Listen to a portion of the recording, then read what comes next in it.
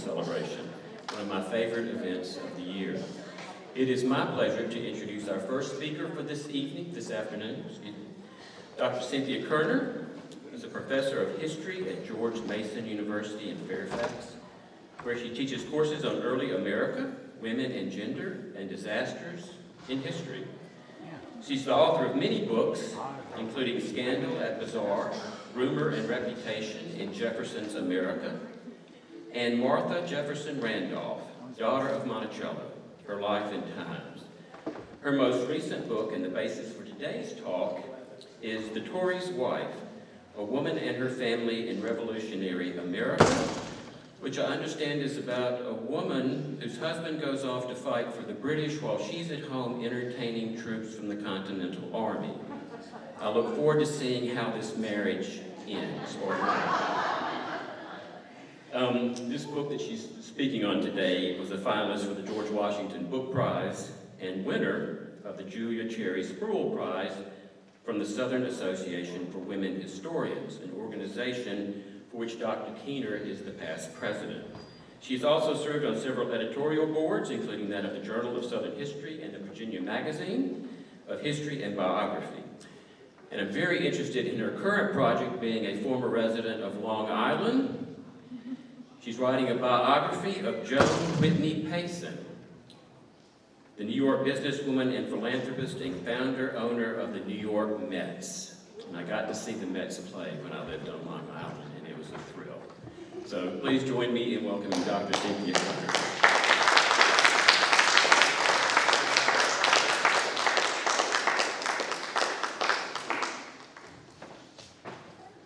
All right, well, the choir and the video are a really tough act to follow. And that kind of is unfair. I don't really sing, and as you will see, my video is probably the most boring PowerPoint ever, because these people are so obscure that, I mean, we don't even know what they look like. But anyway, you gotta have pictures, right? All right, so I'm really thrilled to be here, but I have to say, when I wrote my book about Jane Spurgeon, I didn't really think of her story as an American story of freedom.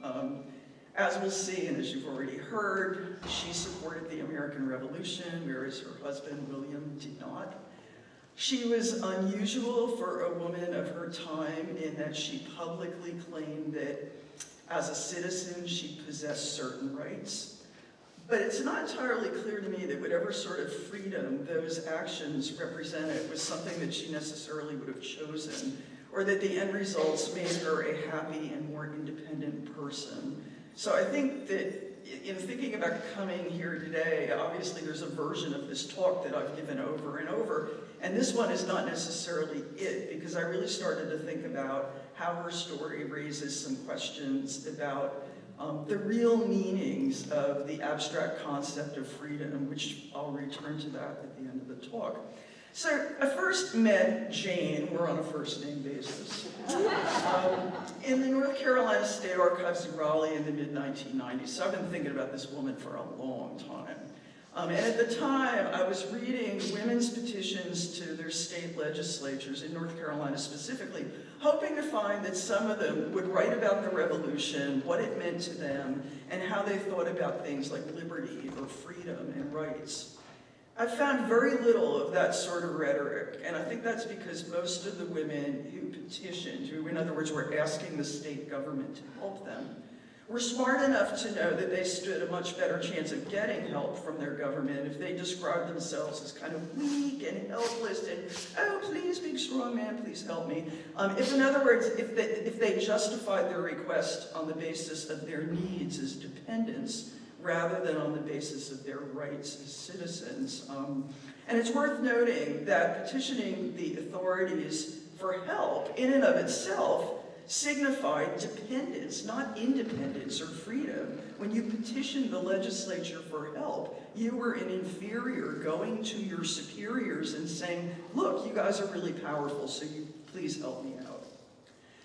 Jane's petitions, though, were different. They stood out from all the others. I mean, she too was obviously dependent on the state government for help, but the language that she used, as we'll see, was more assertive. I mean, I would even characterize it as demanding. Between 1785 and 91, she submitted 3 of these petitions, and in the last one, she actually described herself as someone who, and I'm quoting here, found it extremely hard to be deprived of the common rights of other citizens, thereby implying that she herself was a citizen with rights. You know, so you're probably like, yeah, well, whatever. Well, at the time, for a woman to use that sort of a language in an interaction with public officials was really unusual. It was even radical.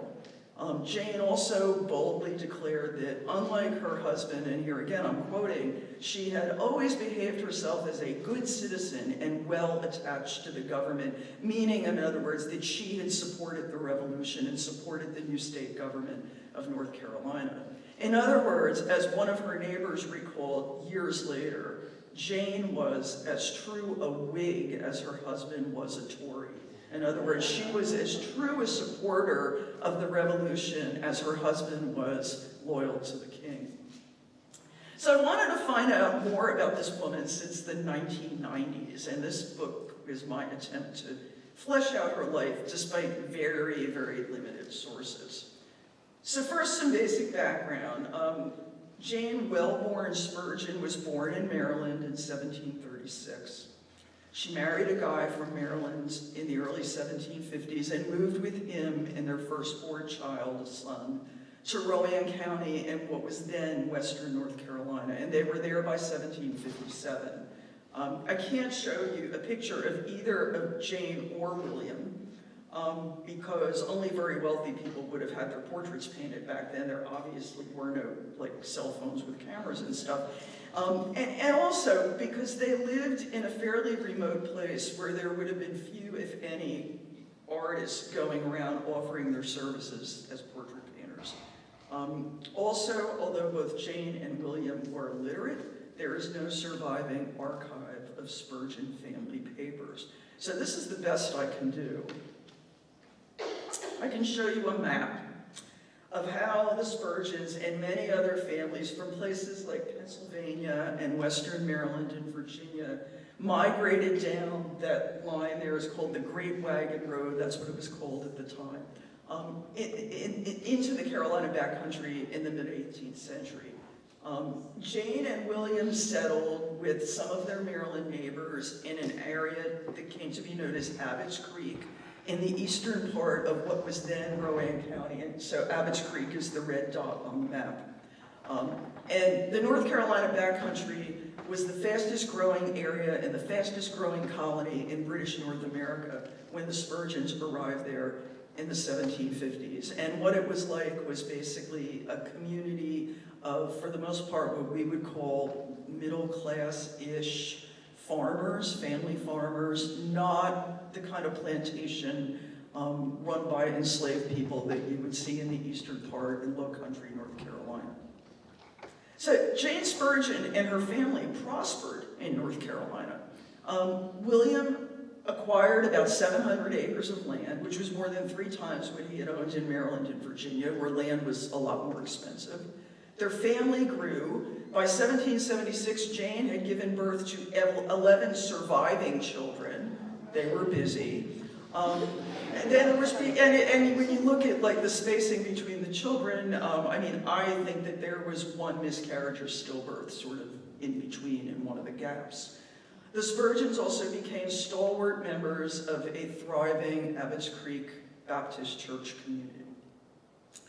Most impressive of all, though, was the fact that in 1764, less than a decade after he arrived in North Carolina, William became one of Rowan County's justices of the peace, which made him, in effect, one of the leading men in the county. In these rural counties in places like North Carolina and Virginia, the justices of the peace, or the county courts, really were the local government. Now, William wasn't nearly as wealthy as some of his fellow justices. A lot of these guys were kind of scumbags. They made a lot of money by corrupt practices that eventually caused a rebellion among local farmers, who came to be known as the Regulators, with the capital R. William and Jane seem to have been quietly sympathetic toward the Regulator movement, and in fact, a couple of Jane's brothers seem to have been involved in the regulator movement as well. And it's kind of hard to figure some of this stuff out because the regulators were kind of being hunted down, so they didn't go around advertising, hey, I'm a regulator. So it's a little hard to figure that out, but they seem to sympathize with them. So around this time when the regulators are doing stuff in Rowan County and in Orange County and basically in that general area in western North Carolina, people in coastal towns like Wilmington and New Bern in North Carolina and obviously Charleston in South Carolina were doing other things. They were protesting the Stamp Act and the Townsend duties and all the things that you had to memorize in school that were coming out of London, out of Parliament in particular, that eventually caused the American Revolution. During that time, backcountry people were more preoccupied with the regulators, who were ultimately defeated at the Battle of Alamance in 1770. But what's important about this, I mean, talk about rabbit holes, the regulators, like, you know, we could go on for days, but we don't want to. What's important is that in Rowan County, the same public officials who led the suppression of the regulators would be the men who emerged to lead the revolutionary movement. So the people who suppressed the regulators, all of a sudden when they're done with that, it's like, now we're revolutionaries. And in fact, William Spurgeon was the only one of the county's justices of the peace who remained loyal to the king and who opposed the American Revolution. So during the protests leading up to the revolution, the people who were kind of running the protest or the resistance to British imperial policies had to figure out a way to sort out their friends from their enemies, how to punish their enemies, and how to push people who were on the fence, which is probably the vast majority of people in this area, onto the revolutionary side or onto the radical side. And probably the most important way they had of doing this in the 1760s and 1770s, in other words, before 1776, was forcing people to take oaths, loyalty oaths. That was a really important way for revolutionaries or future revolutionaries to separate their friends from their foes. And so William refuses to take the oath. And when he refuses to take the oath, the Rowan County Committee of Safety, basically the pro-revolutionary party in that area, declared him to be an enemy of his country. And so here's the verbiage. I'm not going to read it to you like I would do for my students. I yellowed out the important parts, you know, like with highlighting. The point is that this is the most important, you know, sort of revolutionary power in the county at this time, and they are singling William and a couple other people out as enemies to their country, which is a way of sort of like shaming them and telling people that if they are really good patriots, they shouldn't do business with them, they shouldn't socialize with them. The words were actually pretty powerful. Now, we don't know much about Jane's politics at this point because the authorities didn't require women to swear these oaths. Why not? Well, they assumed either that women didn't know or didn't care about politics, or that if they did, they would simply follow their husband's political leads. As we shall see, that would not be the case with Jane. So William not only didn't support the revolution, he actively opposed it. I mean, he was really in your face about supporting the king and about opposing the revolution. And so in January 1776, he accepted the call of North Carolina's royal governor to raise a body of troops to go off and fight for the king.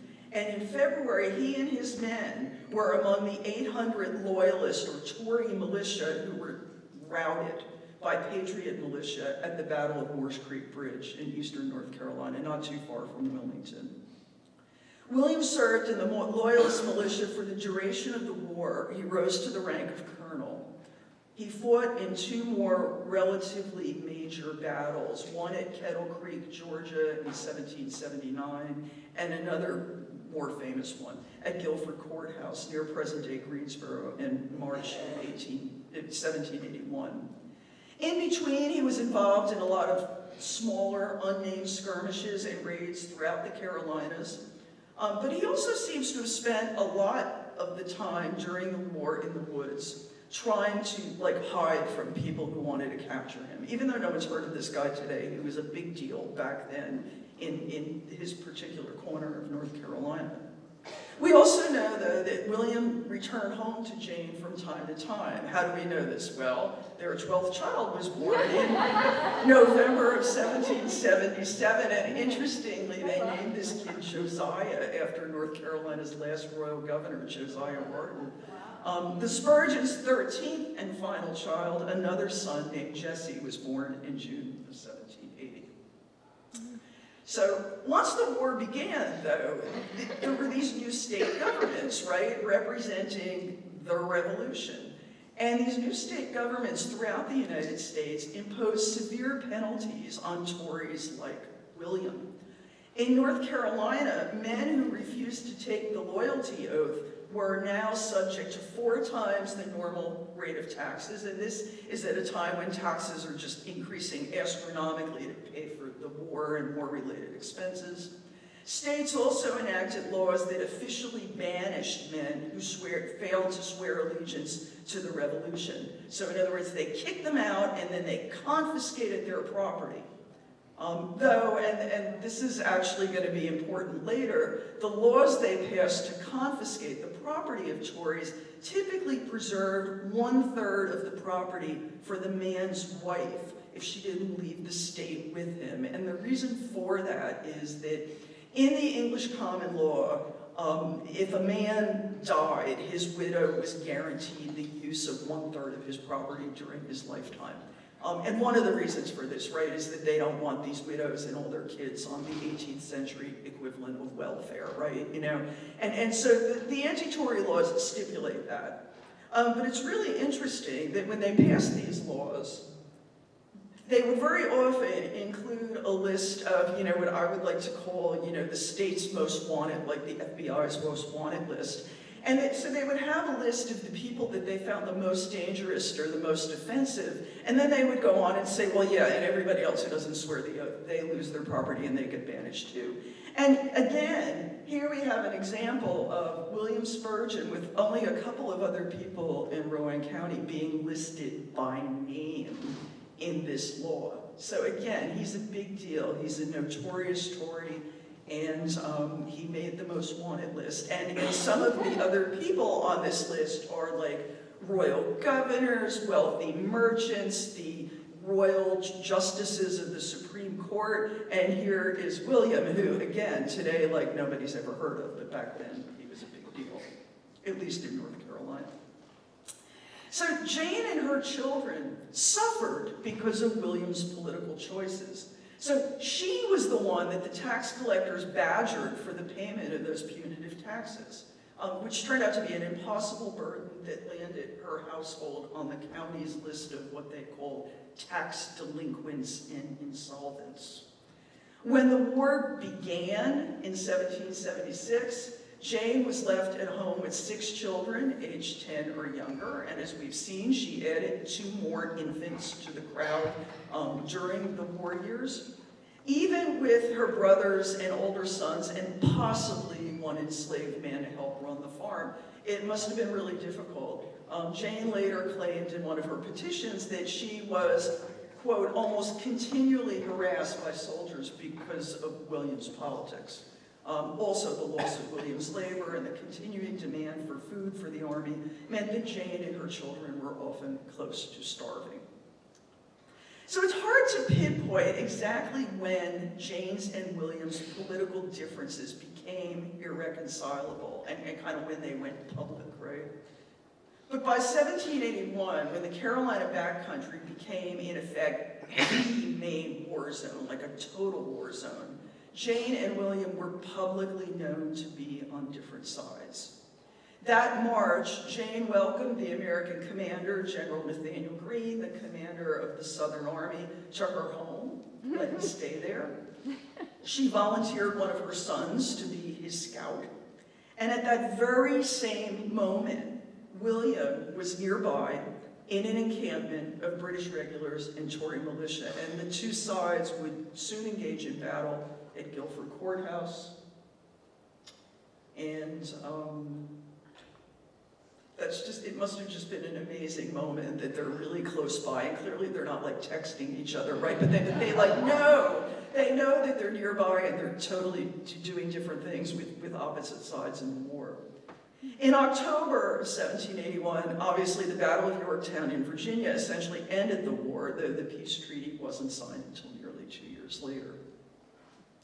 So the end of the war secured American independence, or American freedom, to use the language that we're using today.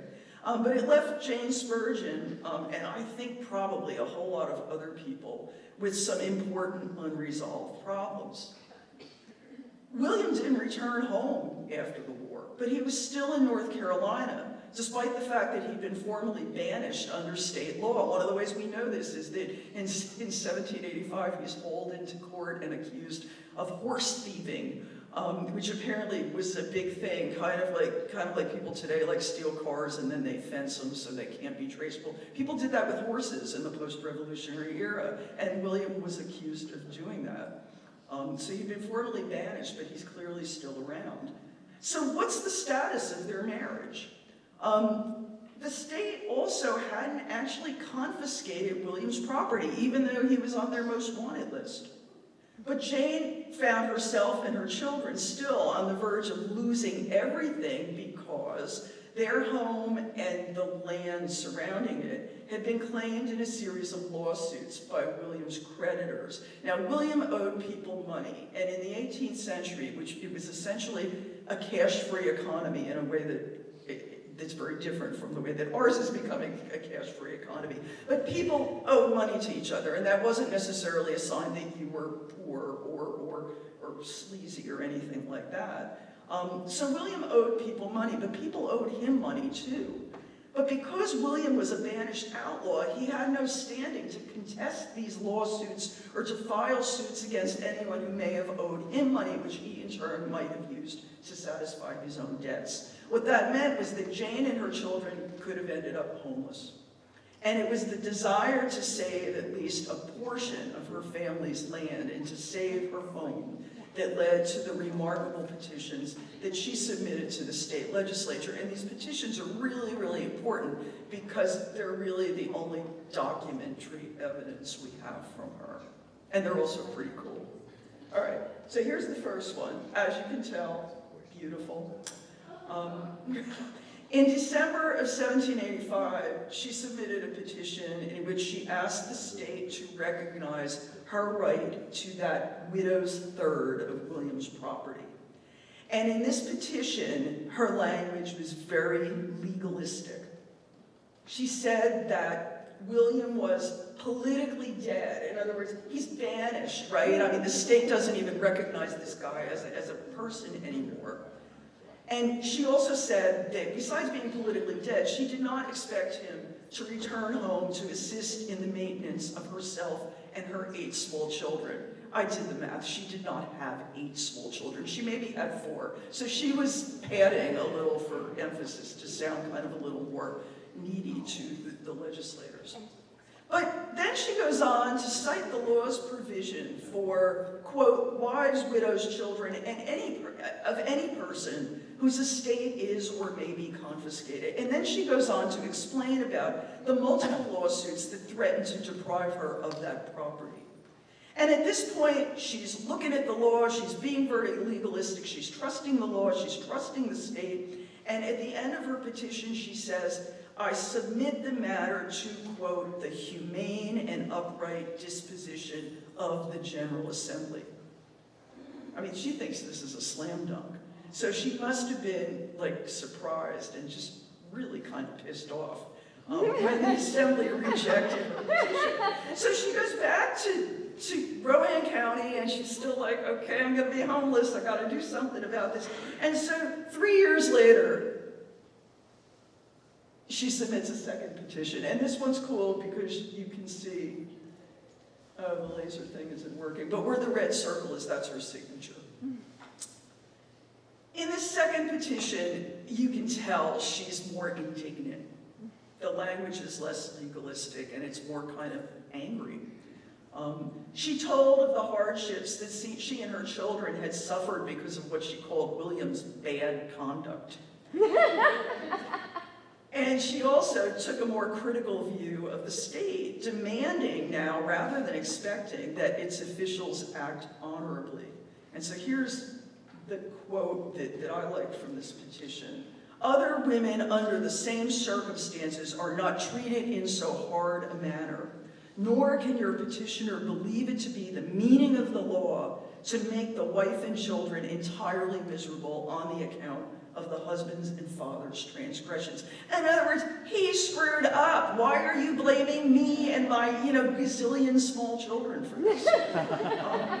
So this time, the legislative committee actually endorsed the passage of a law to help Jane and other women who found themselves in this kind of situation. Unfortunately, the assembly never acted on the committee's recommendation. So she goes back to Rowan County, like steaming, fuming, and comes back a few years later. And this, to me, is the money petition. This is the one that I love, because by now, she's really mad, and being mad sort of provokes her into using language that no other woman in North Carolina used. And I've read petitions from a lot of other states, and I haven't found this language there either. So in her third petition in 1791, Jane's approach changed in two key respects.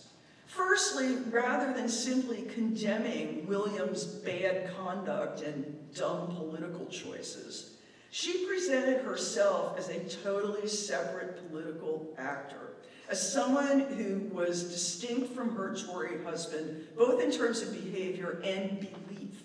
She asserted that she had always behaved herself as a good citizen who was well attached to the state government. The petitions are written in the third person. Second, she now stated her case as a right to property, which she, like most other Americans, saw as an essential right of citizens. And although the legislature never formally responded to this petition, not long afterward, the state land office issued a land grant in her name for 400 acres in Abbotts Creek, which included the site of her house. And so this 400 acres is more than a third of 700. Even historians can do that kind of arithmetic, right? So that's like a good thing. It's in her name. William has no claim to this property. And people ask about the timing. I've looked at the North Carolina legislative records. They're trying to finish all this revolution-related business. This is, almost a decade after the peace treaty is signed. They want it done. And in Jane's case, I think they just want this kind of loudmouth woman out of their hair. I mean, she's not really loudmouth because she's not talking to them, she's writing, but still, it's like, oh, just give the woman her land and maybe she'll go away. And in fact, she did. She kind of disappears from the historical record after that. So it's tempting to read something more than desperation and exasperation into Jane's evolving rhetoric. I mean, I would love to be able to say that, she's a feminist, like an early proponent of women's equal rights. I don't think she was that, though. I think she was a woman who resented legal arrangements that penalized good women who were married to bad or stupid men. And I also think that she resented authorities who, in her view, didn't make good on their promises. So it's worth noting that she became angry only when the state refused to give her the rights provided by their own laws, that 1/3 portion of William's property.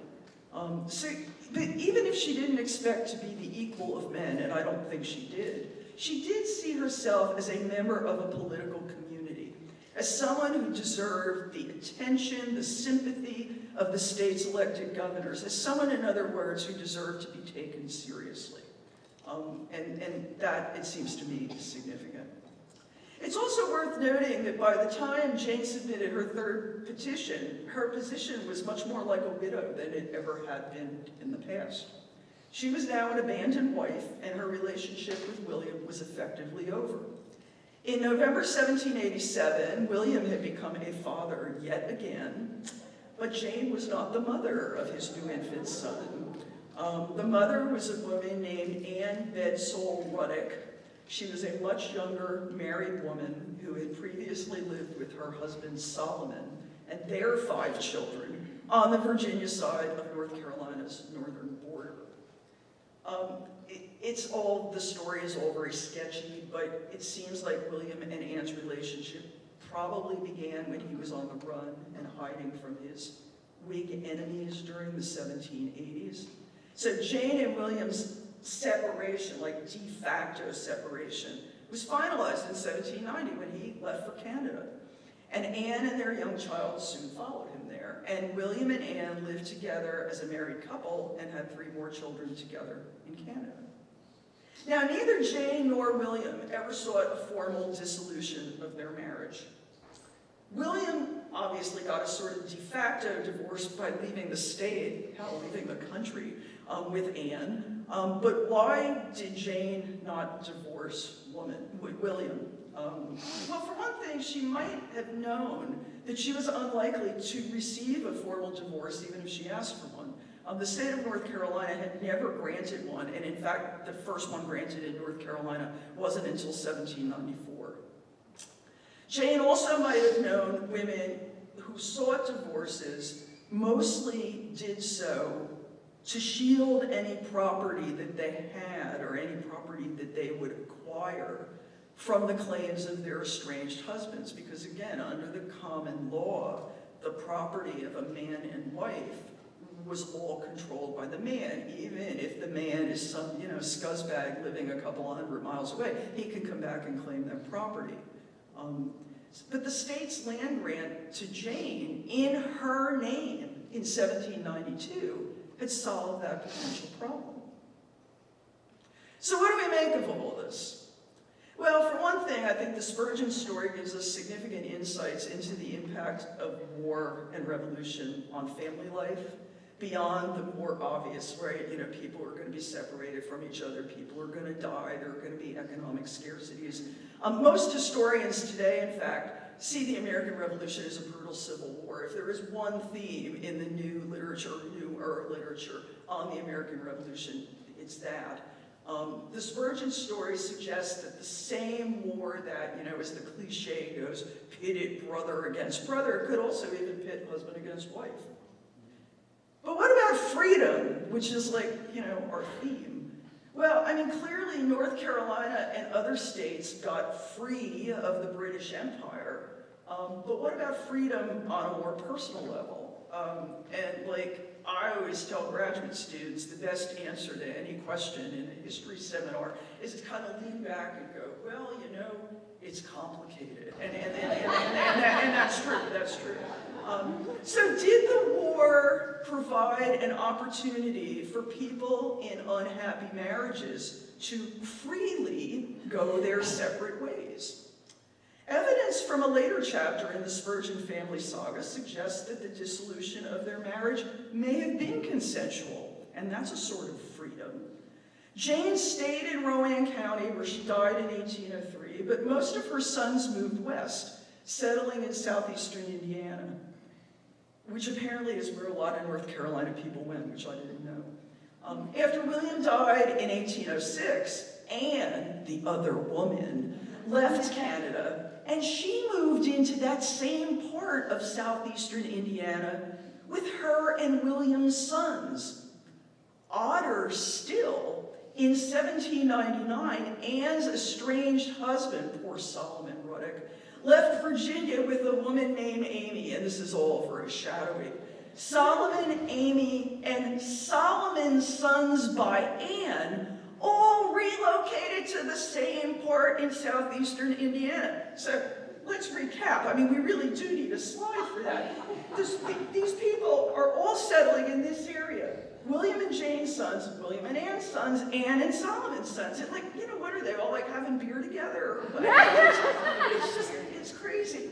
I think that the unlikely gathering of characters from the Spurgeon family drama suggests that maybe the breakup of these 2 marriages and families left no hard feelings, even among men who, as children, had been abandoned because of William and Anne's affair and subsequent elopement.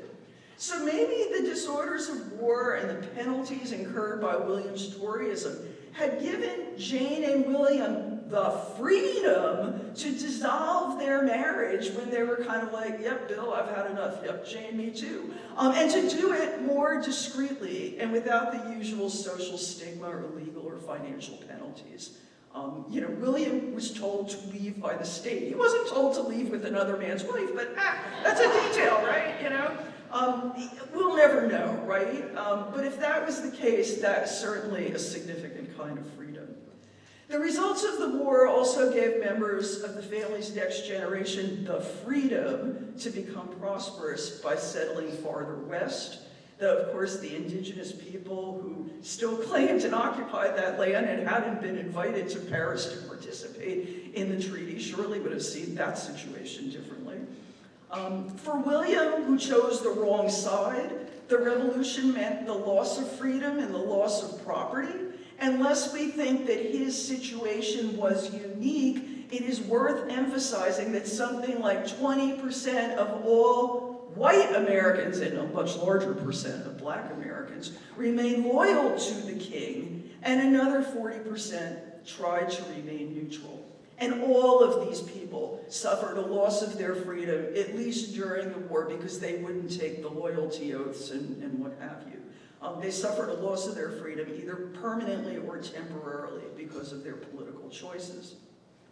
As for Jane and her 400 acres, it's worth noting that the right to petition, the one political right that women had during the Revolutionary period, was nothing new. It went back to medieval times. It's brought over by colonists from English tradition, where, it dated to, the 12th century or something like that. So we shouldn't interpret her petitions as evidence of a new freedom or a new right.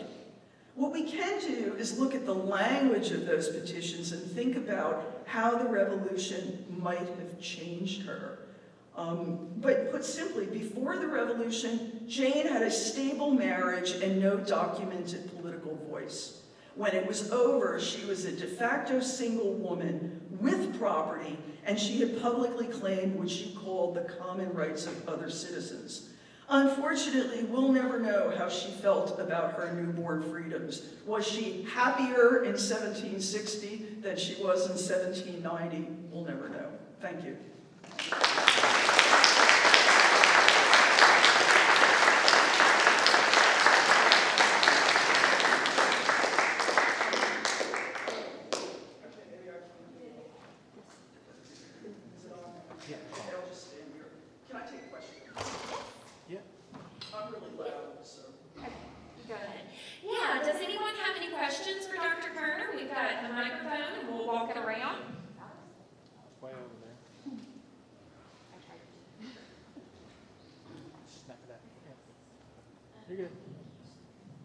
I'm curious, is this the couple that was discussed on Ken Burns' American Revolution?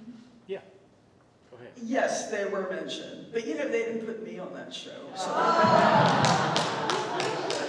How dare him? No, it's that show, I don't want to talk a lot about Ken Burns, but what's really interesting is that when I was watching that, I think I was super annoying because I'm like, I'm assigning her book next week. I assigned his book last week. All the historians are in it were really, really great. So I don't want to, and their work is really great. What I did find odd was that Ken Burns had historians talking about things that were not their field.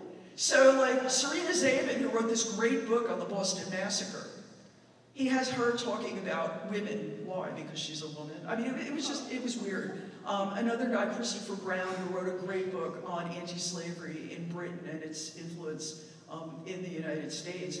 She has him talking about, kind of urban life in colonial America, or he had him talk about it. So, no, I don't mean to pick on Ken Burns. All of the people in that thing were really good, way better than the people who used in the Civil War thing, however many years ago that was. But yes, yeah. Anybody else? Yeah. From whom were the other 5 children sired? Because she stated 8 in one of her petitions, and then you said in the beginning she had 13. Where did they come? Oh, well, no, when she was saying the 8, where did they come from? Do I really need to tell you where they came from? Yeah, that's a different conversation. No, I mean, she said she had 8 small children. So, like, the point being, I mean, she's saying, okay, I have 13 children, but 8 of them are really small and they really need me. And if you look at the ages of her kids, which, I did, I mean, I would say that there were maybe 4 that were really small, maybe 5. So she was inflating, figuring no one would check. They're in Raleigh, she's in Rowan County, who's going to check? But they had like a lot of children. And these guys who like move west, I mean, some of them even move on from Indiana. One of her sons dies in, I want to say 1869 in Nevada. Yeah, I mean, so it's a really, when you look at a big family like that, it is, it's kind of like in microcosm, what white Americans are doing after the revolution in terms of movement. They're moving north, they're moving south, they're moving every way but east because, like, that's the beach, right? Yeah. Wait. Oh, sorry. We get you on the mic. All right. The 3 sets of sons that ended up in the same general area of Indiana, did they get to know each other? Did they get along? And what kind of work did they do? Well, they're farmers, and that was the reason for going, right? Because they've got 700 acres in North Carolina, but that's going to go to, I think initially it's divided among several of the sons, but one of them kind of buys the younger ones out and they move. And they're farmers, and so they're going for land. The guy who ends up in Nevada, who's the youngest son, also claims to be both a minister and a medical doctor. The minister, I kind of believe. A medical doctor, it's like, I don't want you faking that, and so I'm not sure about that. I would love to know if they got along together. But, I mean, why would you go to this place where these people are? So, I mean, that's my theory. I assume that they did get along together, and just like, Jane and William migrate south from Maryland, and settle, in North Carolina with a lot of their neighbors from Maryland and Virginia to sort of like help clear land and build houses and things like that. I think the same sort of thing is going on in Indiana. And I mean, it's a big country. Why are they all going? Oh, there, right? Okay, that's her grave. Sorry. Why are they all going there? Oh, you're messing with me. I'm good. It's like, oh, there are ghosts moving by video. So I really don't know, and I would love to know. I would absolutely love to know. The other thing is that the daughters of William and Anne actually stay in Canada and marry the sons of other loyalists. So it's clearly the sons that move and the daughters that stay put with the men that they marry, and that's the case in both families. Jane's daughters stay in North Carolina also, but I would love to know, to be a fly on the wall, right? You're just making me think. Natchez is got a lot of people, myself included, who have roots from the Northeast, and I've often wondered, we know about the one that came to this area, but most of those families had a lot of children.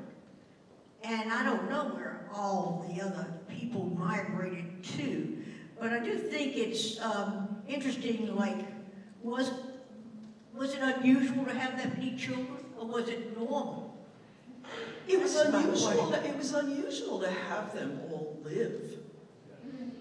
Yeah, I don't think it wasn't that unusual.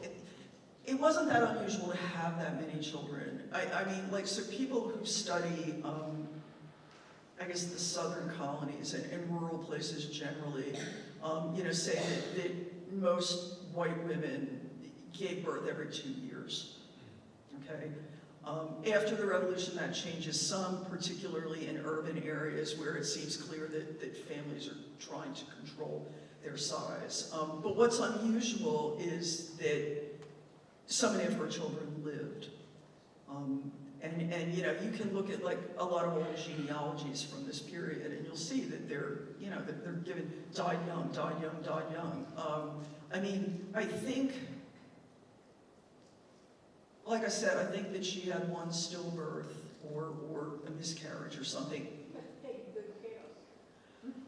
I don't know. Well, you know, or good genes or whatever. I mean, the place where childhood mortality rates were very low was New England. And that was particularly true in the earlier colonial period.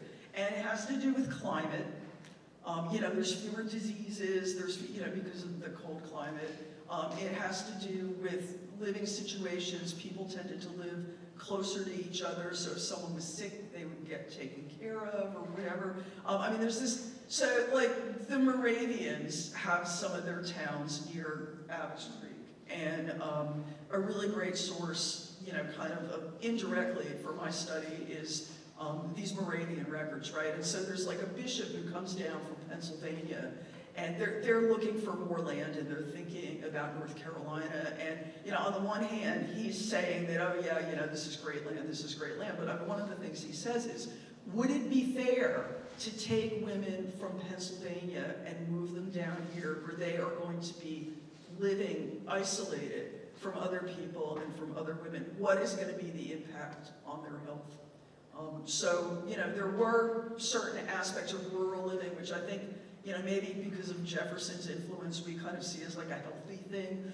There are health hazards as well, and part of it is the lack of proximity to people who are going to help you. But all of that is a really long answer to your question, and most of what I've said is not terribly relevant. But the answer is, it was not unusual to have that many children. What was unusual was to have them live to adulthood and marry and have children themselves.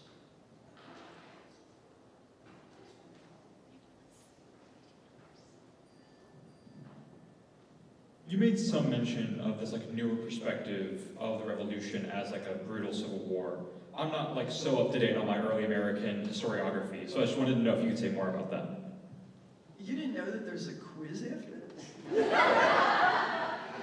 No, okay, so I would say that over the last 20 years or so, maybe 15 years or so, the two main kind of arguments or themes in the scholarly literature on the revolution is, first of all, this idea of the revolution as a civil war. Like taking the fact that 20% of Americans actually fought against it, and 40% were just, leave me alone, I don't want to get involved. And the fact that when troops were in the area, so like, I mean, you could probably be neutral in a place like North Carolina just by kind of laying low. But when the army show up, no. I mean, then they're going to make you take a side. So, and I mean, I think, you know, one of the things that sort of supports this idea of the revolution as a civil war and as violence, and not just violence among soldiers, but violence inflicted on people who are supposedly non-combatants, is going beyond the sort of well-known battles, like we all know about Saratoga, we all know about Yorktown. I mean, one of the things that I learned was, and I'm not a military historian, is that even though there's like technically no battles going on in North Carolina from 1776 to 1780, there are skirmishes happening like all the time. And what is a skirmish? It's me sitting at home saying, I'm a revolutionary. I really hate my next door neighbor. I think he's a Tory. Let me get my friends and let's go attack him.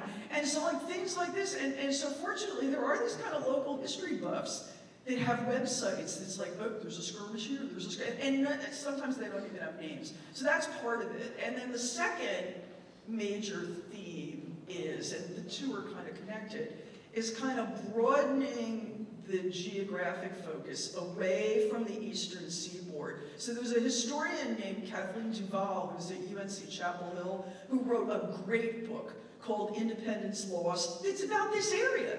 It's about the Gulf Coast. And it's about how they are, you know, there are people living in this area who come from all different sorts of ethnic backgrounds, and they're just like happy doing their trading and doing their own thing. And now all of a sudden there's a war, and maybe they need to take sides, and oh God, this is a pain in the neck, and people are killing each other. And when the war is over, her argument is that because the Treaty of Paris establishes the Mississippi River as the western boundary of the United States, all of these people who were like living this very different life all of a sudden are, you know, citizens of the United States, whatever that meant, right? And so, I mean, I think that those two things are connected. You know, even just moving to the Carolina backcountry, we see that this is a violent civil war. But I mean, I really, if you're interested in local history from that period, Kathleen Duval's book is absolutely amazing. She knows how to read like the languages of indigenous people. She's looking at Spanish sources, at French sources, at you know, obviously at American sources. And so, I mean, I think that's kind of where the argument comes from. And the fact that, you know, and this is really, really important, the overwhelming majority of Americans experienced the revolution as civilians, not as soldiers. These armies were tiny. They were tiny, right? And so like, and we're not even just talking about women and children. I mean, we're talking about like men, adult men, you know, who might do like a short gig in the militia and they're like, I'm going home, I'm out of here. And so you know, we have this idea of, you know, the war being soldiers against soldiers, and this is a war where that's not always necessarily the case, and that's really important to realize. Yeah. All right, I think that's about all the time we have for questions. So if you still have some, Dr. Kierner is up here. Let's give her a round of applause. That was absolutely phenomenal. Thank you so much, Dr. Kierner. We've got about 8 minutes until our next lecture. Her book, The Tory's Wife, is for sale out in the lobby. She'll be doing an official book signing at 5 o'clock over there in the corner, also in the lobby. So make sure you come back and get your book signed by Dr. Kierner. It's really great. So we got about 8 minutes, and then we're going to hear about King of the Gun Runners.